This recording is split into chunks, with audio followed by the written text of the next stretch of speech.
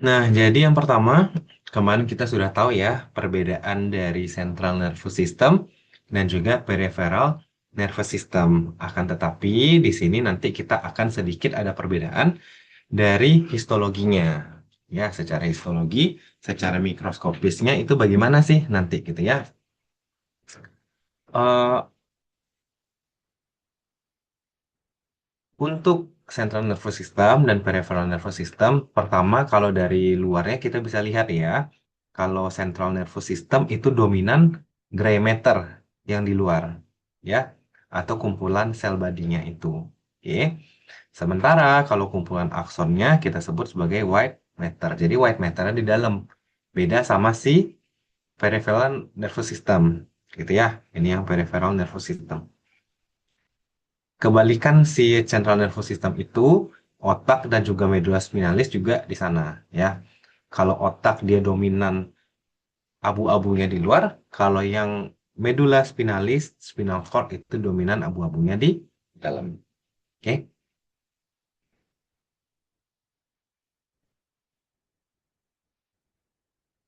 Kemudian secara selnya itu bisa kita bedakan nanti ya. Kalau dari peripheral nervous system nanti kalian bisa temukan ada sel squamch, ya.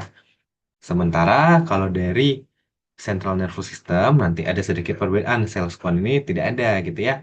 Bisa kalian temukan nanti sel mikroglial, sel oligodendrosit yang nanti bakal kita bahas lagi di belakang lebih detailnya. Oke. Ini masalah istilah aja ya. Kalau kumpulan sel body di peripheral nervous system kita sebut ganglion, kumpulan sel body di central nervous system kita sebut sebagai nukleus. Ya, sementara kumpulan aksonnya kita sebut fiber di peripheral atau di central kita sebut sebagai tract. Oke. Nah, ini kurang lebih mengulang lagi seperti eh, materi SMA ya. Jadi bagaimana sistem saraf itu misalnya mendapat informasi ya, listrik atau bagaimana dapat dia dari sini. Oke. Yang terima pertama itu apa? Gitu ya. Yang menerima pertama itu adalah dendrit. Ya, di sini. Masuk nih sinyalnya ke sini, dia akan teruskan ke namanya soma atau sel body atau badan sel. Di badan sel ini ada nukleus dan mengatur dari metabolisme dari saraf. Oke. Nah, selanjutnya setelah diproses di sini informasinya dia akan lanjut ke akson, ya. Akson ini yang nanti akan berhubungan dengan neuron lain. Jadi dia terusin sinyalnya. Set, gitu ya. Sampai di sini ada neuron-neuron lain. Dari neuron satu ke neuron 2 itu mereka ada sinaps. Jadi mereka ibarat berhubungannya itu lewat apa? Ibaratnya bertemannya lewat apa? Lewat sinaps. Jadi di sini akan mulai lagi nih. Ada dendrit lagi di sini. Bakal ada nanti sel body lagi, gitu ya. Bakal ada akson lagi. Begitu seterusnya. Jadi akan diteruskan sinyalnya sepanjang ini. Ya. Kemudian ada struktur yang penting di sini disebut dengan akson hillock, ya. Itu mulainya potensial aksi menuju terminal akson. Kalau kakak simpelnya bilang akson hillock ini untuk saklarnya, ya. Ibaratnya gini, nanti kita bakal belajar di belakang ada namanya potensial aksi, gitu ya. Kan listriknya masuk ke sini, gitu ya. Nah, listrik masuk ke sini diproses, dia nanti akan diproses si akson hillock ini. Dia bakal bilang, oh ini cukup nggak ya, gitu ya. Atau menurut dia misalnya gini, dia dicubitnya ini kurang keras atau enggak, gitu ya. Kalau keras akan menimbulkan potensial aksi, baru dia terusin, gitu ya. Kalau menurut dia ini kurang, nggak bakal diterusin informasinya oleh si akson hillock ini. Jadi akson hillock ini penentu nanti sinyal itu akan terus atau nggak ke belakang itu dari akson hillock ini, ya. Jadi dia kayak menentukan gerbangnya dulu, satpamnya. Bener nggak ini mau lewat, bisa nggak lewat dia, gitu ya. Itu ditentukan oleh si akson hillock. Kemudian ini ada akson terminal ya. Jadi ujung aksonnya ini akan berinteraksi dengan dendrit baru. Itu namanya akson terminal. Oke. Kemudian ada selubung mielin gitu ya. Jadi dengan adanya selubung mielin, eh, impuls-impuls saraf itu akan lebih cepat, ya, loncat-loncat dia. Dibandingkan nanti kalau cuma seperti ini saja nggak ada selubung mielin, lambat si sinyal itu akan terus. Dan ada juga namanya nodus Ranvier. Di nodus Ranvier inilah bisa ada pertukaran dari ion-ion. Ini kurang lebih sama tadi ya, yang kakak bilang. Di sini ada zona masukan. Jadi terdiri dari dendrit dan juga soma yang menerima dari sinyalnya. Masuk dulu nih sinyalnya dari sini. Misalnya di telepon gitu kan. Set, masuk ke sini. Dia masuk dulu gitu ya. Kemudian dia akan dinamakan zona trigger. Di sini ada akson Hillock ya. Jadi dia nih yang nentuin ini mau dia lanjutin atau dia stop. Itu kaitannya nanti dengan eh, rangsangannya adekuat atau tidak, gitu ya. Kalau misalnya rangsangannya nggak adekuat, nggak bakal dia terusin. Kalau rangsangannya adekuat, akan timbul potensial aksi, baru dia terusin lagi ke sini ya. Kemudian ini ada kabelnya, ya. Kabel terus ke belakang, itu kita sebut sebagai zona konduktif. Itu aksonnya ya. Jadi impulsnya berjalan sepanjang ini. Oke? Dan terakhir udah sampai di ujung, kan dia akan ketemu temannya lagi ya. Anggap di sini ada dendrit-dendrit baru, itu kita sebut sebagai zona luaran. Itu ada terminal knot. Jadi mereka itu melepaskan neurotransmitter nanti. Di sini sinyalnya di proses-proses-proses dia akan mengeluarkan zat-zat nanti ya untuk berinteraksi dengan temannya. Zat itu nanti kita sebut sebagai zat neurotransmitter ya. Ada sedikit perbedaan. Ada namanya sinaps elektrik dan juga sinaps kimia. Ya, kalau sinaps elektrik itu eh, dua saraf itu akan bergabung langsung. Di sini dia ada disebut dengan gap junction atau celah gabungan. Jadi informasi listriknya langsung kayak gini. Set, langsung terus, gitu ya.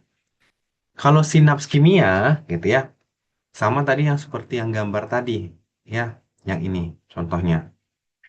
Dia akan mengeluarkan zat-zat dulu di sini. Kalau yang ini kan dia langsung nempel ya, dari satu ke yang satu. Kalau ini dia ujungnya berinteraksi dengan dendrit yang baru, dia akan melepaskan neurotransmitter ya di celah sinaps. Di sini dia. Yang kecil sekali ini, itu namanya celah sinaps. Jadi disitulah mereka mengeluarkan neurotransmitter untuk alat berkomunikasi. Ibaratnya di sini dia bilang, eh, ada rangsangan nyeri, misalnya gitu ya. Nyeri, gitu ya. Kemudian diproses oleh si akson Hillock nanti ya. Akson Hillock bilang, oke, boleh lewat ini sinyal nyerinya ya. Dia bilang ini udah adekuat untuk menimbulkan potensial aksi. Kemudian dia akan larus dibawa oleh si aksonnya. Dibawa oleh aksonnya sampai ke akson terminal. Nah, dia mau sampaikan ke temannya nih, ini ada rangsangan nyeri loh, ya. Kalau di sinaps kimia, dia itu tidak langsung kayak di sinaps elektrik. Kalau sinaps elektrik dia langsung bilang nyeri gitu ya. Kalau di sini dia harus keluarkan neurotransmitter dulu, baru dia bisa berkomunikasi dengan temannya yang lain. Jadi perbedaannya adalah kalau di sinaps elektrik perpindahan dari sinyal itu cepat. Kalau di sini agak lambat, tidak secepat si sinaps elektrik. Kenapa? Ibaratnya pada sinaps kimia ini dia kan dari sini ujung, dia harus pakai kurir dulu, kayak kasih tahu, oh ini loh informasinya, ibarat pakai perantara dulu, baru bisa sampai di temannya. Beda kalau ini, dia langsung set gitu ya. Oh ya ada nyeri gitu ya. Kalau ini dia harus bilang sama kurirnya atau orang ketiga atau apa gitu ya. Aku ada informasi nyeri loh, tolong sampaikan sama dia ya. Nah baru dia bilang ke sini. Jadi informasinya elektriknya lebih lambat sih chemical synapse dibandingkan electrical synapse. Oke. Ini antar neuron dan neuron bisa berkomunikasi, ya. Dari neuron dan juga nanti otot bisa berkomunikasi juga ya. atau dengan kelenjar. Oke. Nah, kurang lebih tadi kalau misalnya kalian bayangkan kemarin, kakak bilang rangsangannya nyeri ya, rangsangan nyeri contohnya atau panas. Misalnya dia ditusuk gitu ya, nyeri, kemudian ini tangan ya, sampai ke otak ya. Kemarin kalau kita review lagi ya, ini dibawa oleh serabut aferen ya, aferen awal gitu ya. Naik ke atas, dia singgah dulu di talamus ya. Dari talamus dia dibawa oleh lewat corona radiata, terus baru sampai di cortex ya. Setelah dari cortex dia akan turun ya, serabut eferen. Dari serabut eferen itulah baru dia berinteraksi dengan otot.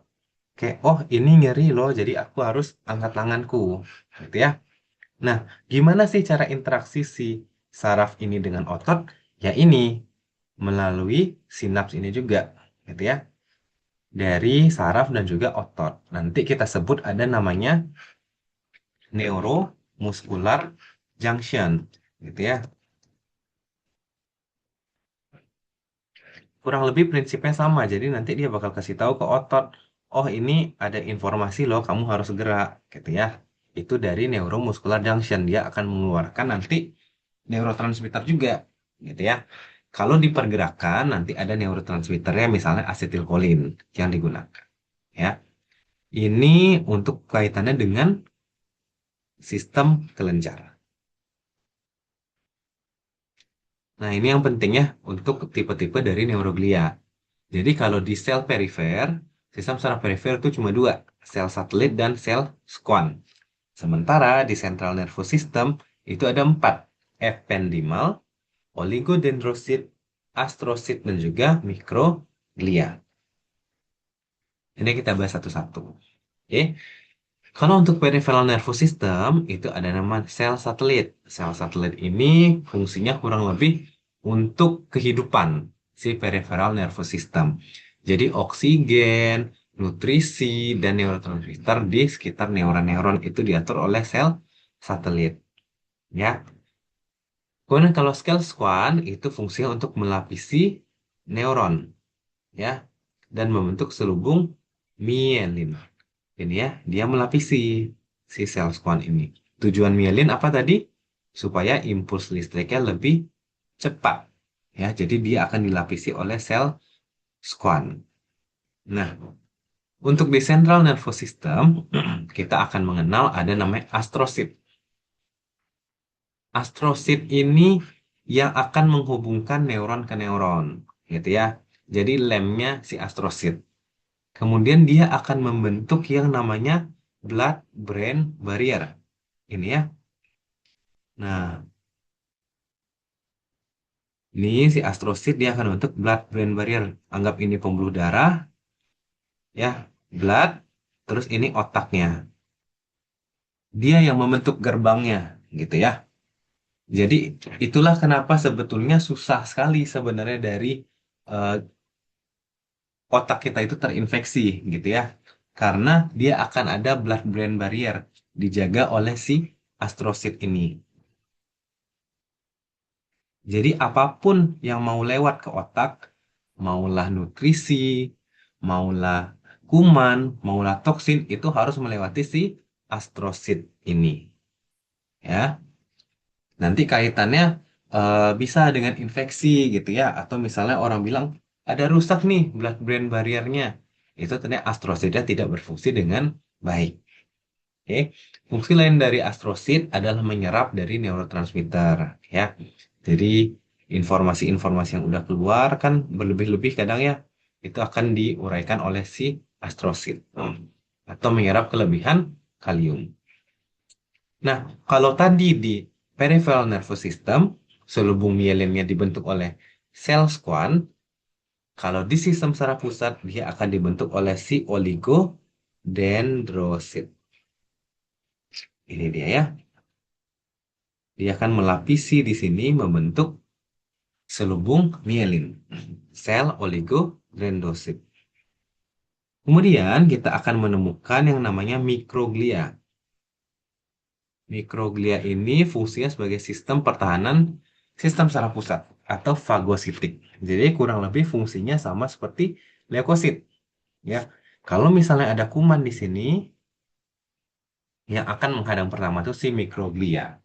Jadi dia sistem pertahanan sistem saraf pusatnya. Ya, kalau ada kuman pasti menghadapi si mikroglia dulu atau dia akan makan fagosit. Ya, kemudian ada sel yang berperan penting. Kemarin sudah sempat kita singgung juga. Sel apa yang membentuk dari cerebrospinal fluid? Itu adalah sel ependimal. Ini ya, dia akan membentuk cairan cerebrospinal dan akan melapisi bagian dalam rongga otak dan korda spinalis. Jadi banyak ya pelindung dari otak ini. Nah, sekarang kita coba ke soal ya. Sel Schwann berfungsi untuk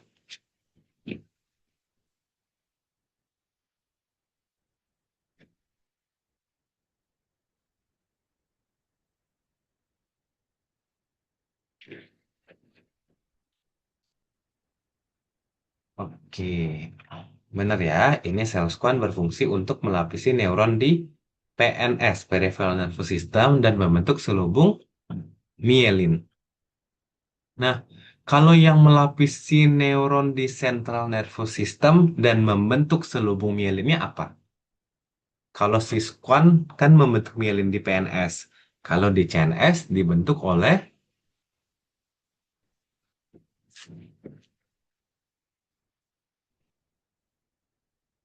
oligodendrosit. Oke, ya. Coba kita telaah lagi soal nomor A. Kalau yang membentuk CSF ini sel apa?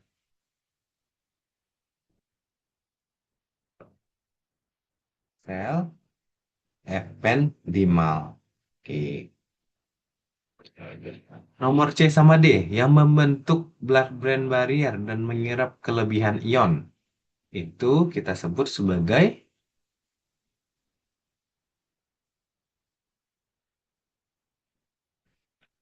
oke, astrosit, benar ya. Nah, soal nomor berikutnya, pasien menunjukkan aktivitas fagositik pada jaringan saraf akibat ada infeksi bakteri pada otak. Sel apa yang bertanggung jawab terhadap respon ini? Jadi sel apa sih yang berperan dalam fagositik di sistem saraf? Hmm? Oke, benar ya, mikroglia ya. Kalau astrosit dia akan membentuk blood-brain barrier ya. Ependimal akan membentuk CSF, oligodendrosit dia akan membentuk selubung mielin, tapi di central nervous system. Oke, seorang pasien mengalami kelainan pada ventrikel otak, di mana produksi cairan cerebrospinalnya menjadi tidak stabil. Sel glia apa yang paling mungkin terkait? Ini berkaitan dengan produksi cairan. Ya, benar ya, sel ependimal. Nah, yang terakhir, cedera kepala menyebabkan rusaknya blood-brain barrier, sehingga berbagai zat toksik bisa masuk ke saraf. Sel glia apa yang paling terdampak? Ini pertanyaannya yang membentuk blood-brain barrier apa? Kok bisa rusak gitu ya? Benar, tandanya sel astrosit. Oke. Kalau sel satelit untuk apa? Kurang lebih sel satelit ini untuk kehidupan ya. Si peripheral nervous system, oksigen, dan nutrisi itu disediakan oleh sel satelit. Oke, kita lanjut ya. Untuk struktur-struktur penting di sistem saraf pusat, itu kemarin juga udah sempat kita bahas ya. Ada cerebrum, cerebellum, batang otak, hipotalamus, dan juga talamus. Ya, di cerebrum ini banyaklah fungsi yang bisa terjadi sebagaimana otak kita, gitu ya. Persepsi sensorik, gitu ya. Oh, dia baru tahu, oh ini nyeri loh, itu terjadi di cerebrum. Pikiran sadar, kepribadian kita, fungsi bahasa. Masih ingat kemarin fungsi bahasa di area Brodmann apa yang untuk Broca? Broca dan Wernicke kan itu di cerebrum ya, di area Brodmann. Kalau Broca kita sebut area Brodmann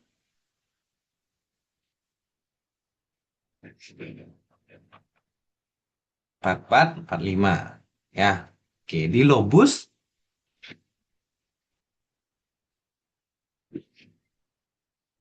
frontal. Oke, benar ya. Terus pergerakan juga diatur oleh si cerebrum ini. Nanti di korteks atau gimana fungsinya. Kalau batang otak dia fungsinya vital ya untuk pernafasan, sirkulasi, pencernaan gitu ya, mengatur refleks-refleks otot dan dalam kesadaran reticular system ya. Untuk cerebellum mengatur koordinasi dan keseimbangan, hipotalamus itu mengatur dari homeostasis, dan talamus itu untuk memproses awal sensorik dan modulasi motorik. Ya, kalau talamus yang kemarin ini ya, naik ke atas dia singgah di talamus dulu. Diproses di awal sensoriknya di talamus. Nah, yang kemarin belum sempat kakak jelaskan yang ini ya, untuk hipotalamus fungsinya sebagai homeostasis. Jadi, hipotalamus ini akan berhubungan ini ya, hipotalamus, pituitary, ya, pituitary nanti bisa kita bagi ada anterior dan juga posterior, dan nanti ada organnya, nanti apa di akhirnya. Oke, organnya bisa banyak, apakah tiroid, adrenal, ovarium, testis, tulang, payudara, sampai ke ginjal dan uterus itu bisa dipengaruhi. Ya, nah gimana sih caranya gitu ya? Jadi awalnya ada stimulus dulu. Stimulus terlebih dahulu, dia akan masuk ke hipotalamus. Dari hipotalamus itu nanti akan mengeluarkan hormon. Ya, hormon itu banyak ya namanya. Ada pokoknya misalnya TRH gitu ya, kemudian GNRH gitu ya. Yang pasti dia mengeluarkan hormon untuk merangsang si pituitary ini. Misalnya dia dari stimulusnya ini bilang gini, oh aku kurang loh hormon tiroid gitu ya, tolong buatkan dong hormon tiroid. Nah, informasi ini akan sampai ke hipotalamus, kemudian hipotalamus akan mengeluarkan hormon. Ya, hormonnya itu akan diproses oleh pituitary, gitu ya. Nanti pituitary bilang, oke siap, gitu ya. Kemudian dia akan keluarin lagi hormon dari pituitary ini. Pituitary ini akan mengeluarkan hormon ke masing-masing organnya. Misalnya contohnya, yang ini kakak kasih contoh di sini, dia mau keluarin adrenal, cortex adrenal. Jadi dia bakal keluarin tuh hormon, ya. Contohnya di sini ACTH, gitu ya. Oh, buat dong eh, kortisol, gitu ya. Si cortex adrenal ini akan menerima informasi, dia akan mengeluarkan hormon. Ya, hormon kortisol contohnya untuk adrenal cortex. Nah, otak kita ini juga pinter gitu ya. Dia nggak bakal produksi terus-menerus. Ketika jumlah kortisol ini sudah cukup, gitu ya, dia akan menimbulkan feedback. Jadi dia bakal bilang, "Oi, udah cukup loh ini produksinya." Jadi dia bakal keluar lagi nih nanti ada hormon misalnya ya. Jadi dia bakal stop produksinya, udah cukup gitu ya. Itu contohnya untuk HPA, hipotalamus, pituitary, dan adrenal. Kalau adrenal dia menghasilkan hormon kortisol. Kalau tiroid, ya itu akan menghasilkan hormon tiroid. Ovarium, dia akan menghasilkan estrogen dan progesteron nanti ya dari hormon LH, FSH ini. Kemudian testosteron, kemudian dari perkembangan fungsi diuresis dari ginjal itu diatur oleh pituitary, ya. Nah, kalau pituitary itu kita atau hipotalamus gitu ya. Sorry. Pituitary nama lainnya adalah hipofisis. Ya, itu nanti kita bagi dua, ada anterior dan posterior.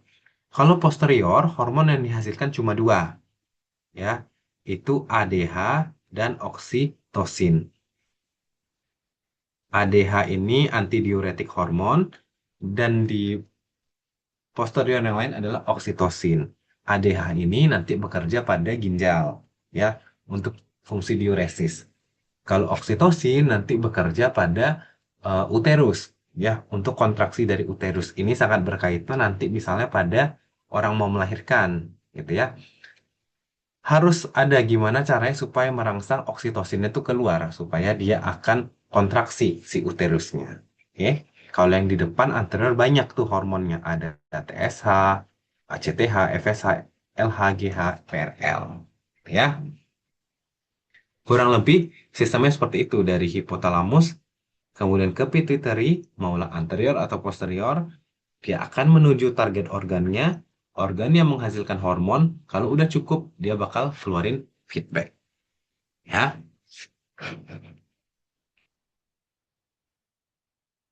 kalau misalnya nanti kalian temukan, mungkin pernah kalian dengar ya, kok pasiennya ada masalah gondok ya, gitu ya.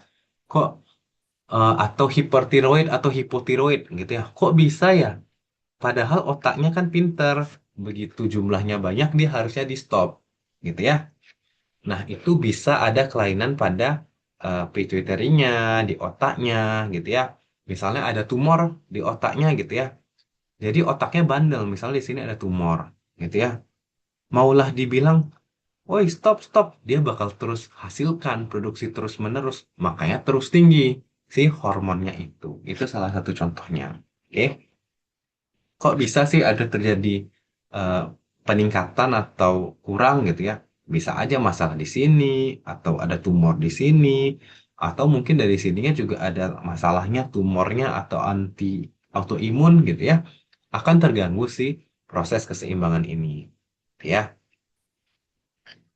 misalnya di sini, nanti dari sini udah bilang produksi-produksi, di sini nggak mau produksi, dia males gitu ya, karena ada autoimun contohnya gitu ya, ya nggak bakal terproduksi gitu. Nah ini untuk kemarin kita bahas ya tentang otak, itu kita bagi dua ya, ada area motorik dan juga area sensorik, dibagi oleh sentral sulcus. Ya, untuk di frontal, di depan itu motor cortex, dan di belakangnya somatosensory cortex. Kemudian ada lobus occipital yang untuk penglihatan, ada cerebellum, spinal cord, brainstem, lobus temporal, ya, yang berfungsi masing-masing, ya. Kemudian di sini ada homunculusnya, ya. Homunculusnya, apakah yang ini untuk wajah? Paling besar kan dia mengenai di wajah dan juga pada tangan. Jadi nanti kaitannya, misalnya di sini ya, ada terkena sumbatan, aliran darah ke sini terhambat, ya tandanya dia bakal masalah nih di fungsi mulutnya, tangannya, lemah gitu misalnya. Kurang lebih ini sama seperti yang kemarin sudah sempat kita jelaskan dari misalnya eh, kalian melihat air gitu ya. Itu sebagai input sensoris. Oke. Input sensoris kita banyak ya. Itu salah satunya bisa dari panca indera kita gitu ya. Mata, hidung, telinga, kulit, pengecapan gitu ya. Itu semua sebagai reseptornya gitu ya. Ini bisa aja misalnya suara gitu ya, nanti dari telinga. Masuklah input sensoris itu dibawa oleh serabut aferen ya. Ingat aferen A, awal ya. Jadi dia membawa awal, kemudian akan dibawa ke otak. Ya, di otak akan diintegrasikan, barulah nanti dibawa oleh serabut eferen ya, exit keluar. Barulah dia ini neuromuscular junctionnya bekerja, baru respon. Aku harus ambil loh ini gelasnya. Itu. Ini ya dari reseptor sensoris dibawa ya oleh si serabut aferen di akson terminal ya. Terus mereka bakal keluarin informasi ya. Di sini neurotransmitter-transmitternya diproses nih. Kemudian masuk lagi ke serabut aferen baru ke efektor organnya. Kalau refleks itu adalah respon yang terjadi secara otomatis tanpa upaya sadar, gitu ya.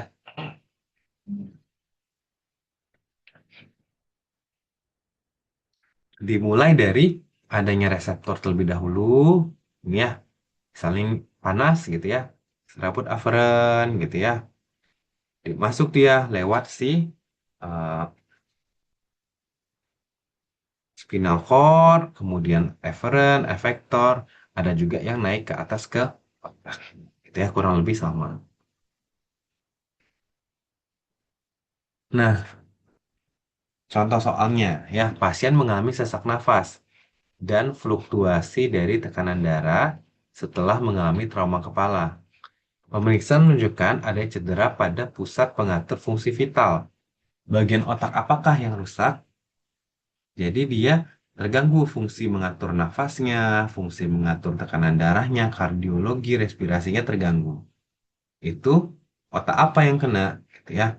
Cerebrum, batang otak kah, talamus atau cerebellum.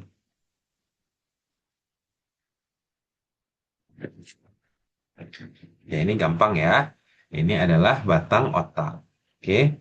Kalau lebih spesifik lagi, kalau misalnya ditanya anatominya, apa sih yang ada di batang otak gitu ya?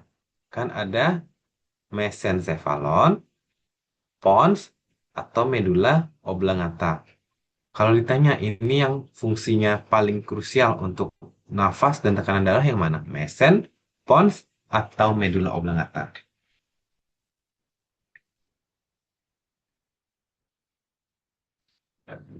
Medula oblongata.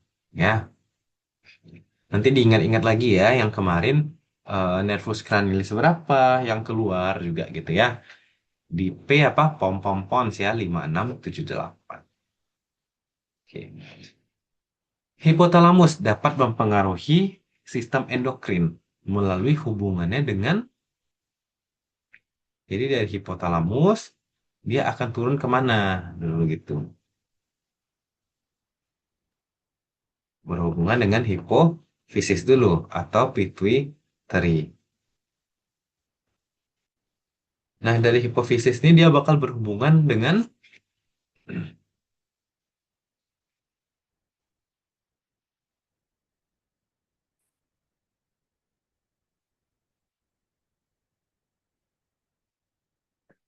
barulah dia berhubungan dengan organnya ya, atau kelenjar apa sih yang mau dia rangsang. Oke, kemudian bagian tubuh apa yang memiliki representasi terbesar pada homunculus? Maksudnya apa sih yang paling banyak muncul di homunculus itu gitu ya? Sebagian besar isinya apa? Sebagian besar adalah tangan dan juga wajah. Oke, selanjutnya seseorang tersandung dan secara cepat menggerakkan kakinya untuk menjaga keseimbangan. Menurut jalur, urutan manakah yang benar dari proses ini? Ya, apakah motor, integrasi sensoris, sensori integrasi motor, integrasi eferen-aferen, atau interneuron sensorik motorik? Ini yang C ya. Dari sensorik diintegrasikan oleh otak, barulah dia muncul sebagai motor output. Oke. Nih, pada refleks lutut atau patella, bagian tubuh yang bertindak sebagai efektor adalah,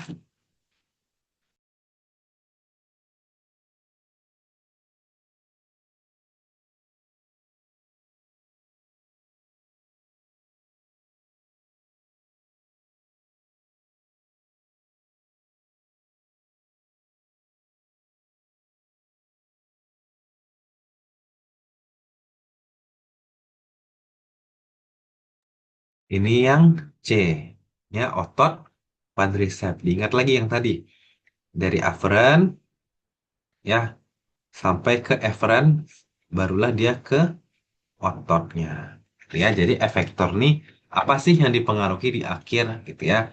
Otot quadriceps, bukan tulangnya ya. Oke. Nah, kita lanjut ke cara kerja sistem saraf. Cara kerja sistem saraf itu prinsipnya Gimana sih cara saraf kita bekerja itu dari penghantaran impuls listrik pada sel-sel saraf. Ya, impuls itu muncul kenapa? Karena ada perubahan listrik. Nanti kita belajar di belakang depolarisasi dan juga potensial aksi. Kok bisa sih ada terjadi listrik itu? Gitu ya. Karena membran sel kita itu bersifat semi permeabel. Jadi natrium dan kalium ini bisa keluar masuk, gitu ya. Kalau ada perubahan dari konsentrasi ini dan muatannya, muncullah potensial membran itu. Ini rule penting yang harus diingat. Kalau saat sel kita istirahat, nggak ada nih impuls listrik gitu ya. Tenang-tenang aja, nggak ada rangsang listrik, kimia, atau mekanik gitu ya. Di dalam sel itu lebih negatif dibandingkan di luar. Beda potensialnya itu minus 70. Apa sih yang dominan ada di dalam sel kita? Di dalam sel dominan kalium, di luar sel dominan natrium. Oke. Nah, ini untuk gambarnya ya. Jadi pada saat istirahat, gitu ya, yang tenang-tenang aja nih jiwa raganya, itu sel itu di dalamnya negatif. Ya, dominannya adalah si kalium. Oke. Jadi di luarnya aja yang positif, di dalamnya itu adalah negatif. Itu kita sebut sebagai polarisasi. Ya. Kemudian misalnya ada rangsangan, gitu ya. Misalnya di sini kalian dicubit, gitu ya. Dicubit akan terbuka nih si saluran natrium. Jadi permeabilitas membran selnya berubah. Bakal masuk nih tamu dari luar ini si natrium. Natrium masuklah tamu ini gitu ya, dibuka pintunya, dia masuk, dia membuat kerusuhan ya. Jadi di dalam selnya itu jadi dibuat positif ya. Dibuat positif jadilah seperti ini. Depolarisasi. Jadi begitu si natrium masuk dan membuat kekacauan di dalam, dia membuat di dalam sel lebih positif, itu disebut sebagai depolarisasi. Oke. Nah, sebetulnya nggak semua stimulus itu bakal naik ke depolarisasi, gitu ya. Maksudnya nggak semuanya itu bakal jadi potensial aksi. Misalnya gimana? Kalian cuma dicubitnya cuma ringan, gitu ya. Jadi cuma, ah, nggak bakal ini dia memicu natriumnya langsung banyak masuk ke dalam sel. Jadi lebih positif itu nggak terjadi, gitu ya. Jadi dia cuma sampai di sini aja. Nah, yang harus terjadi adalah ambang listriknya ini harus melewati threshold. Jadi harus melewati batas dulu. Dari sana dicubitnya harus keras dulu, baru dia bisa melewati minus 50 ini. Baru dia naik ke atas. Kalau misalnya cuma dicubit dikit, naiknya cuma segini, nggak bakal terjadi sih potensial aksi ini. Ya. Nah, setelah misalnya ada stimulus, dia akan melewati threshold ini, akan terjadi depolarisasi tadi ya. Natriumnya masuk di dalam selnya akan positif. Setelah positif, dia membuat kekacauan, kurang ajar lagi nih si natrium ini. Dia ngerusuh. Dia suruh si kaliumnya keluar. Kaliumnya bakal keluar, terjadilah repolarisasi. Turun, turun, turun, turun, turun, sampai dia lebih rendah lagi dari ambang batas istirahat. Turun di bawah minus 70 jadi hiperpolarisasi. Kemudian dia naik lagi ke istirahat. Kurang lebih seperti ini. Jadi awalnya sel kita itu tenang-tenang saja, gitu ya. Sel kita tenang-tenang saja, masih minus 70 dulu di awal, gitu ya. Kemudian harus ada rangsangan yang adekuat dulu. Misalnya dicubit keras atau dikasih api, emang benar-benar panas gitu ya. Barulah dia melewati ambang. Baru dia lewat -50. Kan dari sini, nah baru lewat -50-nya. Lanjut terus lagi ya. Itu dia lanjut ke depolarisasi. Si natrium ini akan masuk terus ke dalam sel. Masuk, jadi selnya lebih positif. Akan muncul menjadi +40. Barulah terjadi potensial aksi ini. Ya, dari potensial aksi, kemudian dia akan turun, terjadi repolarisasi ya. Si natrium kurang ajar, dia suruh penduduk asli dalamnya keluar. Kaliumnya keluar, akan jadi negatif lagi. Terus turun, turun, turun, turun, turun. Hiperpolarisasi semakin negatif, barulah dia istirahat kembali. Ya, barulah pompa natrium dan kaliumnya normal lagi. Nah, pada rangsangan ini, gitu ya, kita ada mengenal namanya eh, non or all, gitu ya. Itu prinsipnya. Jadi ada atau tidak ada, gitu ya. Kayak kalau kalian lihat di sini. Kalau misalnya rangsangnya nggak adekuat, gitu ya, ya nggak bakal terjadi si potensial aksi. Tapi kalau rangsangnya adekuat, dia akan muncul potensial aksinya. Nah, yang jadi pertanyaan apa? Kak, kalau misalnya dicubitnya satu, misalnya level, nggak, misalnya contohnya gini, makan gacoan gitu ya. Yang mana sih akan menimbulkan potensial aksi di badan, anggapannya gitu ya.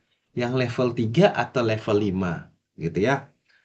Apakah kalau misalnya dia level 5 semakin pedas, potensial aksinya akan semakin tinggi? Gitu ya. Kalau level 3 kan dia udah berasa pedas juga sih Kak, gitu ya. Nah, dia tetap sama ya, mau berapapun stimulusnya, yang penting sudah lewat threshold akan tetap terjadi potensial aksi.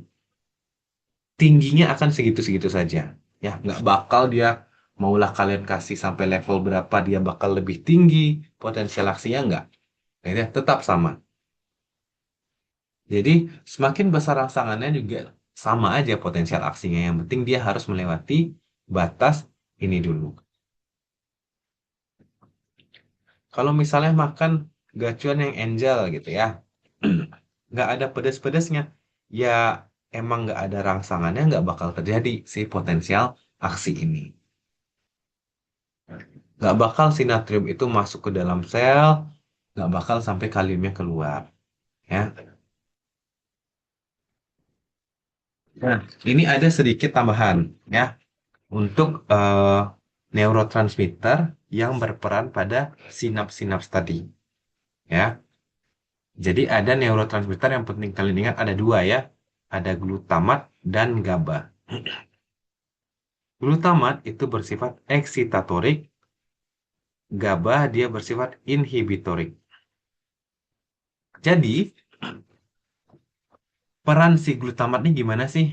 Gitu ya.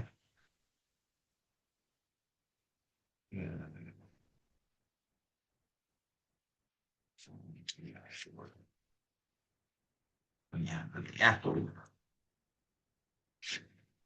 Oke, jadi dari glutamat ini kan dari ini ya. Kalau kita ingat ini akson ya. Akson ini anggap ini dendrit yang baru ya. Jadi dia akan melakukan neurotransmitter keluar misalnya glutamat ya. Kalau glutamat ini dia sifatnya eksitatorik. Eksitatorik ini dia untuk memicu. Maksudnya dia yang bikin hiperaktif gitu ya. Itu eksitatorik. Jadi dia akan meningkatkan potensial membran. Jadi dia buat selanjutnya itu lebih depolarisasi. Dia akan set ya. Beda dengan ini inhibitorik gitu ya. Kalau inhibitorik dia merem, ngerem ya. Jadi gimana sih supaya dia eh, nggak terlalu terjadi potensial aksinya lagi. Gimana cara remnya? Itu dengan GABA, ya, si bersifat inhibitor ini. Jadi efeknya apa? Dia akan menyebabkan hiperpolarisasi. Dia bakal redam terus, gitu ya. Jadi nanti kaitannya apa? Misalnya gitu ya. Pada pasien-pasien misalnya eh, kejang, gitu ya. Kalau kejang itu yang terjadi apa? Listrik di tubuhnya itu berlebihan, ya. Tandanya dia eksitasi terus. Depolarisasinya nggak berhenti-berhenti, gitu. Kalau tadi kan normalnya dia harusnya gini ya. Depolarisasi, terus habis itu turun ya. Turun, repolarisasi, hiper, terus istirahat lagi. Nah, yang terjadi pada misalnya pasien-pasien epilepsi, pasien kejang gitu ya, glutamatnya ini tinggi, gitu ya. Dia bakal excitatory terus, dia depolar terus, nggak mau turun-turun, dia gitu ya. Itu yang terjadi pada pasien kejang, ya.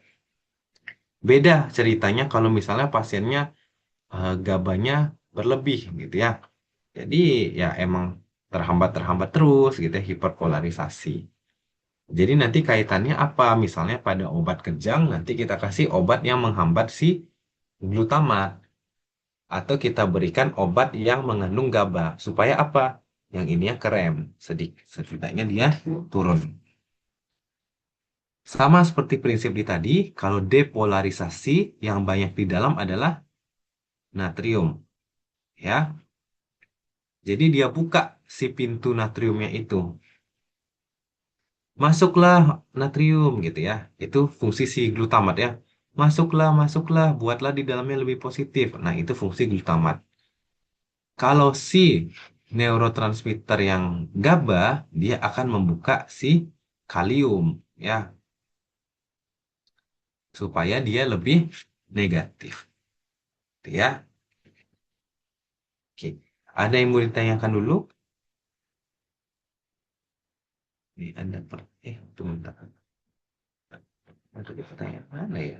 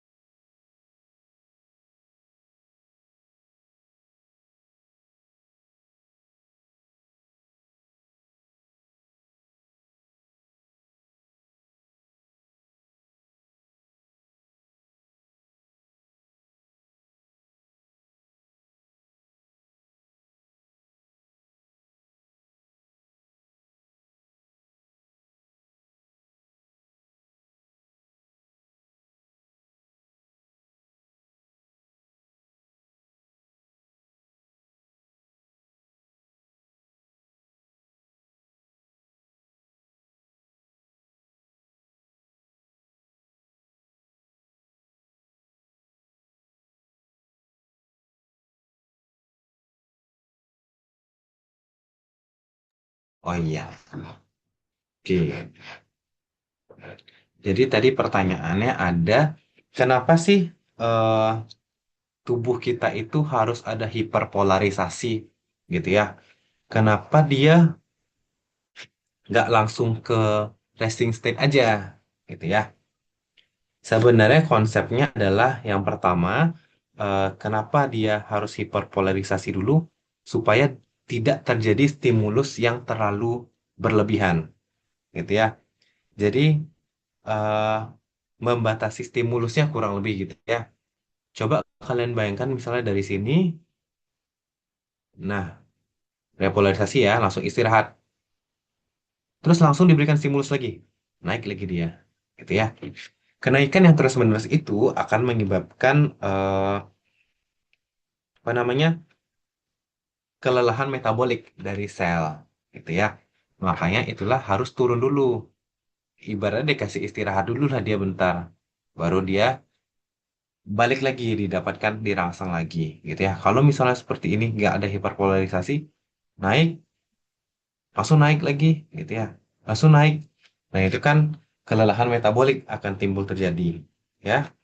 Sama, dia itu tujuan dari hiperpolarisasi ini adalah memberi waktu untuk si selang eh, kalium natriumnya itu Kan tadi di sini udah kebuka nih si eh, gerbang natrium ya. Kebuka, masuk, masuk, masuk gitu ya. Masuklah natrium gitu ya. Naik, bikin positif. Di sini akan terbuka yang kalium. Di sini dia tutup si natriumnya gitu ya. Jadi kayak ibarat memberikan waktu lah supaya dia di resting terus baru kebuka lagi dengan stimulus tadi. Ya, apa yang menjadi masalah kalau misalnya neuronnya itu terus-menerus hiperpolar ya. Jadi contohnya pasiennya nanti GABA-nya terlalu banyak gitu ya. GABA-nya terlalu banyak ya jadinya dia ini bisa penurunan kesadaran ya. Gangguan fungsi saraf yang terjadi kalau misalnya dia hiperpolarisasi terus. Ibaratnya dia nggak ada aktif-aktifnya gitu ya. Sementara kalau ini kan dia harus, nah, terbangun lagi ya. Dicubit, bangun gitu ya. Nah ini bahayanya. Itulah kenapa kalau misalnya pasien-pasien koma atau gimana tuh, emang hiperpolarisasi dia gitu ya. Kalian mau cubit atau apa dia nggak mau terbangun-terbangun ya. Karena dia lebih banyak si gabanya, dia terus hiperpolarisasi terus gitu ya. Maksudnya susah dia untuk naik ke depolarisasi. Gitu ya. Sebenarnya kalau untuk glutamat ini sebenarnya ada fun fact sedikit ya. Eh, Kalau kalian ingat MSG itu micin itu kan monosodium glutamat ya. Karena kan sering dibilang MSG itu bikin bodoh ya. Sebenarnya gimana ya bilangnya? Glutamat itu fungsinya untuk ini eksitatorik. Jadi supaya otaknya lebih aktif. Listrik-listriknya lebih aktif gitu ya. Tapi masalahnya kalau kalian memberikan glutamat tapi misalnya pasiennya ini hiperaktif ya makin hiperaktif dia gitu ya. Makanya pada pasien hiperaktif kita batasi penggunaan dari glutamat. Jangan terlalu banyak makan micinnya gitu ya. Tapi kalau misalnya kita lola, loading lama, bolehlah sesekali makan micin supaya cek muncul lagi listrik di otaknya gitu ya. Kenapa? Karena ada glutamat. Glutamat bersifat eksitatorik. Jadi neuronnya akan depolarisasi lagi, terbentuklah potensial aksi. Ya, oke, ada yang mau ditanyakan?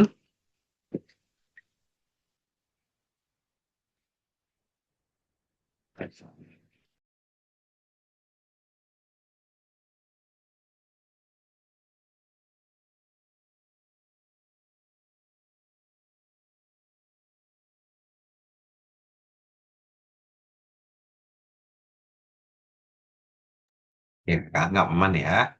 Nah, sekarang pada keadaan istirahat, potensial membran neuron oke, bernilai sekitar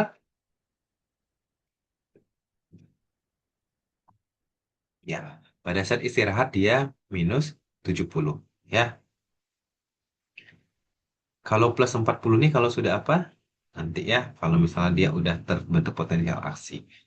Kalau misalnya istirahat, ion apa yang ada di dalam sel dominan?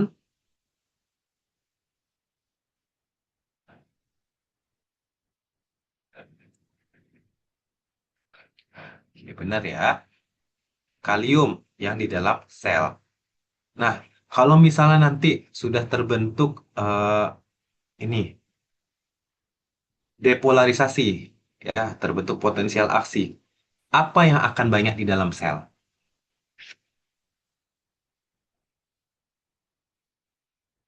Natrium yang akan lebih baik di dalam sel. Masuk, masuk, masuk natriumnya.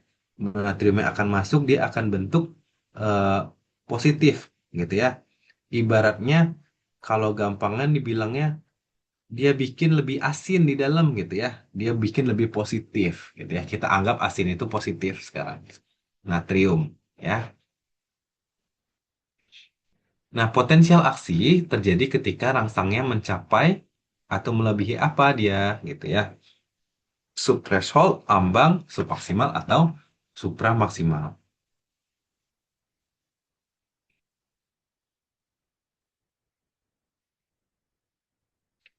Jadi dia harus melewati threshold dulu ya.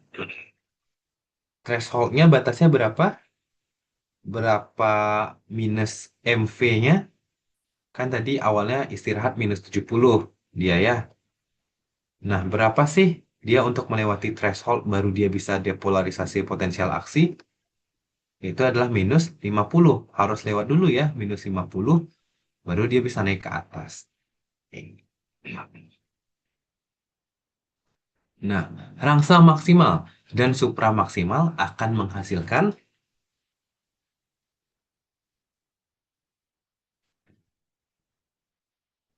ini yang tadi Kak bilang, maulah rangsangnya segede gaban, maulah level 1, maulah level 3, level 5, level 7 gimana potensial aksinya? Apakah semakin besar atau sama aja besarnya atau semakin kecil atau nggak ada sama sekali?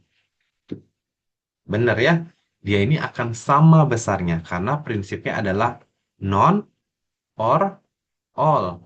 Karena prinsipnya ada atau tiada, gitu ya. Kalau ada, nih dia, jika suatu rangsangan mencapai ambang, neuron akan menghasilkan potensial aksi penuh. Jadi nggak pengaruh tuh mau lah level 3, level 5, pokoknya dia udah sampai di ambangnya, menurut dia kayak udah pedas nih, gitu ya. Udah, dia bakal sama responnya, gitu. Tapi kalau sama sekali nggak mencapai ambang, nggak pedes sama sekali, gitu ya, ya memang nggak akan muncul potensial aksinya, ya. Kurang lebih seperti itu penalarannya. Kayak misalnya makan, anggap potensial aksi ini minum air ya, minum air yang eh, rangsangannya ini melewati threshold ini pedas atau tidak, ya. Jadi kalau kalian misalnya makan gacuan level 3 atau level 5, menurut kalian udah pedas, kalian pasti minum air sebagai potensial aksinya, gitu ya. Beda kalau misalnya kalian makan gacuan yang angel, nggak ada pedesnya sama sekali, dia akan nggak mencapai ambang, ya memang tidak akan ada potensial aksi, kalian nggak bakal minum air, ya. Nah, ketika ion natrium masuk ke dalam sel dan membran sel menjadi positif, itu kita sebut sebagai,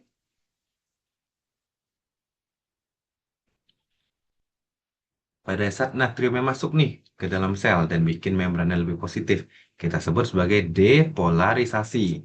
Ya. Nah, kalau repolarisasi ini apa nih yang terjadi? Ion apa yang keluar? Apa yang keluar? Si natrium masuk. Kurang ajar dia ya, dia buat kekacauan, dia akan mendorong temannya keluar. Siapakah teman yang didorong keluar itu? Dia akan mengeluarkan si kalium. Kalium akan keluar. Nah, kalium semakin banyak keluar, akan terjadilah nanti hiperpolarisasi.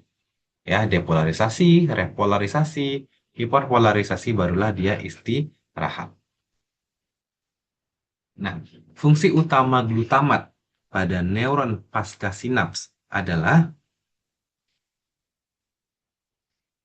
kalau glutamatnya ingat aja micin gitu ya, monosodium glutamat gitu ya. Apa yang terjadi kalau orang banyak makan micin yang tadi aku bilang? Jadi lebih aktif. Kalau aktif apa yang terjadi? Depolarisasi atau hiperpolarisasi.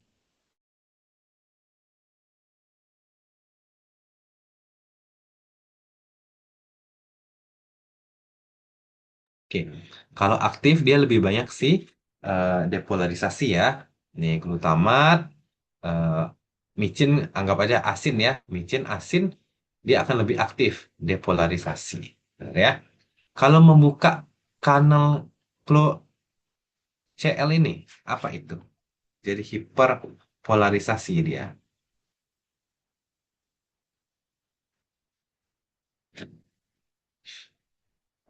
Ini perannya si GABA. Oke. Nah, soal selanjutnya, seorang pasien mengalami kejang-kejang berulang tanpa kehilangan kesadaran. Pemeriksaan menunjukkan aktivitas neuron yang berlebihan di korteks cerebral. Dokter menduga ada neurotransmitter yang tidak seimbang. Neurotransmitter apa yang berlebih sehingga menyebabkan kondisi ini? Jadi kalau kejang tuh apa yang terjadi? Depolarisasi terus, gitu ya. Nggak berhenti-berhenti depolarisasinya. Apa itu neurotransmitternya? Neurotransmitter adalah glutamat. Oke. Seorang pasien mengalami kelainan pada neuron inhibitorik. Ya, neurotransmitter apa yang kemungkinan terlibat pada neuron inhibitorik? Ini adalah GABA. Kalau glutamat kita sebut sebagai